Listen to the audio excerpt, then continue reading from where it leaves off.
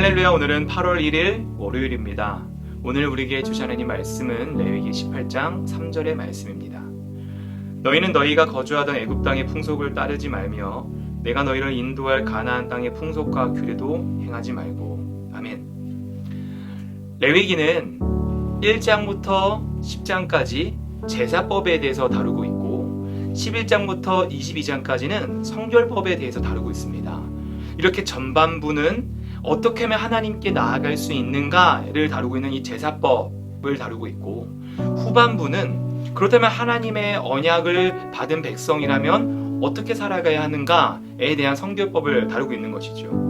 오늘 이 본문 18장의 말씀은 후반부 성결법에서도 18장부터 22장을 따로 분리해서 나눌 수 있는데, 18장에서 20장은 하나님께서 백성 전체에게 주시는 말씀이라면 21장에서 22장은 바로 제사장들에게 국한돼서 주시는 말씀으로 또 분리할 수가 있습니다.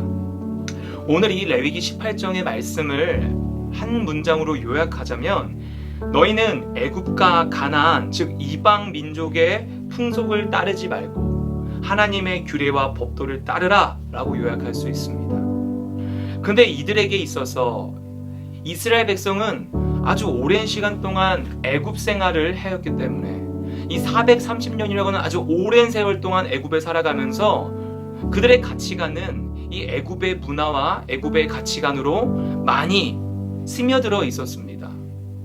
이미 애굽이 믿는 신, 애굽에서의 생활들, 그 모든 것들이 그들의 삶과 가치관을 지배했기 때문에 그 애굽의 영향을 받기가 참 쉬운 상황이었죠. 또한 이스라엘 백성이 그런 출애굽을 하고 나서 가나안을 향하게 되는데, 하나님께서 약속해 주신 그 가나안을 정복하고 정착하는 과정 가운데서 이미 그 가나안에 들어와 살고 있었던 가나안 사람들의 그 당시의 풍습과 문화들은 매우 문란하고 죄로 만연했다는 것을 우리는 알고 있습니다.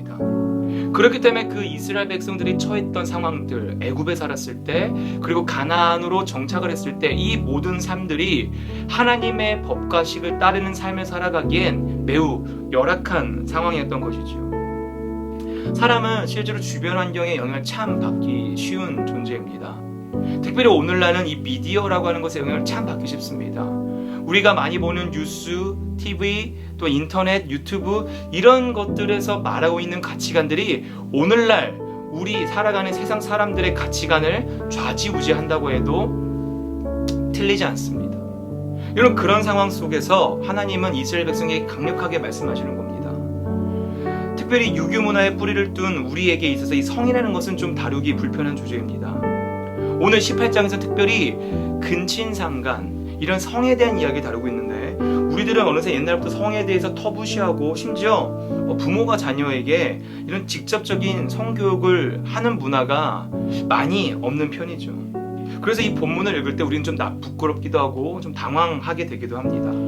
본문에서는 근친간의 성관계를 금하고 있습니다. 특별히 어머니, 자매, 이모, 고모, 손녀, 며느리 등 무려 13개의 가족관계 속에서 관계를 금하고 있습니다.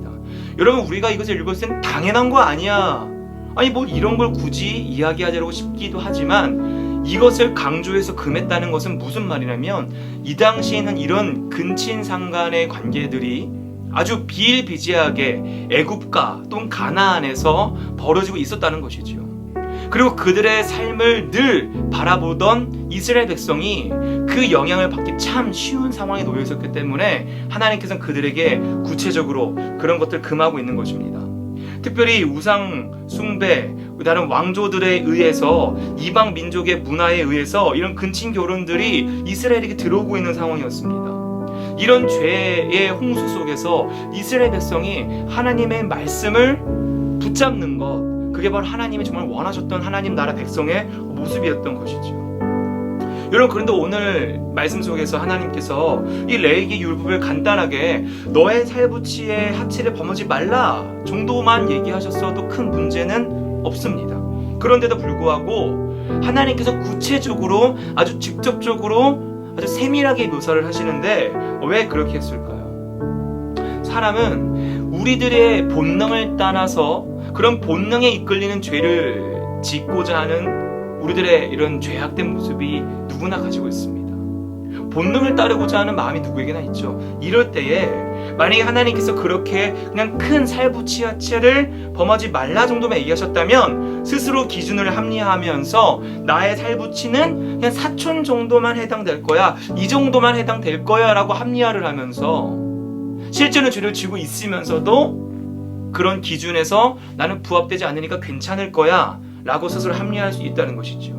여러분, 우리가 주의할 것은 우리들은 때론 죄를 짓기 위해서 죄를 지으면서 우리 스스로 합리화하는 속성이 있다는 것입니다. 우리가 그것을 알아야 합니다. 하나님은 인간의 그런 연약함과 성향을 잘 아셨기 때문에 살부치에 대한 의미를 나름대로 해석하지 않도록 구체적으로 적어주신 것이지요.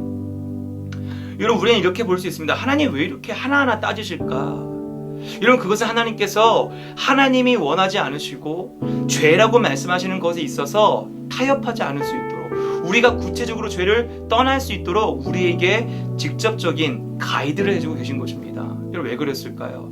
우리는 하나님과 우리 이스라엘 백성의 관계를, 또는 우리와의 관계를 성경에서 부부 관계로 많이 묘사하고 있습니다. 여러분, 한 연인이 있습니다. 근데 한 남자가 여자를 너무너무 사랑해서 그 여자를 사랑하는 표현을 하기 위해서 장미꽃 100송이를 준비했습니다. 그런데 그 여성에게는요, 장미꽃 알러지가 있다고 생각해 보십시오. 그 장미꽃 알러지가 있는데, 장미꽃 알러지가 있다고 말도 해줬는데, 남자는 자신의 사랑을 표현한답시고 장미꽃 100송이를 그 여성에게 줬다면, 여러분, 그게 바로 올바른 사랑의 표현일까요? 하나님께서는요, 하나님의 나라의 백성에 걸맞는 삶의 모습이 있고 걸맞지 않은 삶의 모습이 있습니다. 하나님께 나아가기 위한 걸맞는 모습이 있습니다. 그래서 하나님께서는 그것을 이스라엘 백성에게 구체적으로 말씀하고 계신 것입니다. 단순히 너 이거 하지 마, 이거 해, 이거 하면 나쁜 거야 를 떠나서 궁극적으로 하나님께서 이런 구체적인 율법을 주신 이유는 바로 사랑하는 나의 자녀들이 나에게 나아올 수 있게 하기 위함이었기 때문이죠. 여러분, 하나님의 관심사는 바로 우리와 동행하시는 것입니다. 우리 안에 거하시는 것입니다. 우리와 만남을, 친밀한 교제를 누리시는 것입니다. 그러기 위해선 우리가 하나님의 자녀답게 거룩해지고 정결함을 회복해야 될 줄 믿습니다. 사랑하는 성도 여러분, 오늘 하루 살아가면서 오늘 이런 비록 구체적인 성에 대한 하나님의 죄를 많이 주의를 주셨지만, 이것뿐만 아니라 우리가 하나님 앞에 나아갈 때 우리가 내려놓아야 할 죄들이 뭐가 있는지 한번 생각하며 살아갈 수 있는 오늘 하루 되시길 주님의 이름으로 축복합니다. 기도하겠습니다. 하늘에 계신 우리 아버지여, 이름이 거룩히 여김을 받으시오며 나라가 임하시오며 뜻이 하늘에서 이루어진 것 같이 땅에서도 이루어지이다. 오늘 우리에게 일용할 양식을 주시옵고 우리가 우리에게 죄 지은 자를 사하여 준 것 같이 우리의 죄를 사하여 주시옵고 우리를 시험에 들게 하지 마시옵고 다만 악에서 구하시옵소서. 나라와 권세와 영광이 아버지께 영원히 있사옵나이다. 아멘.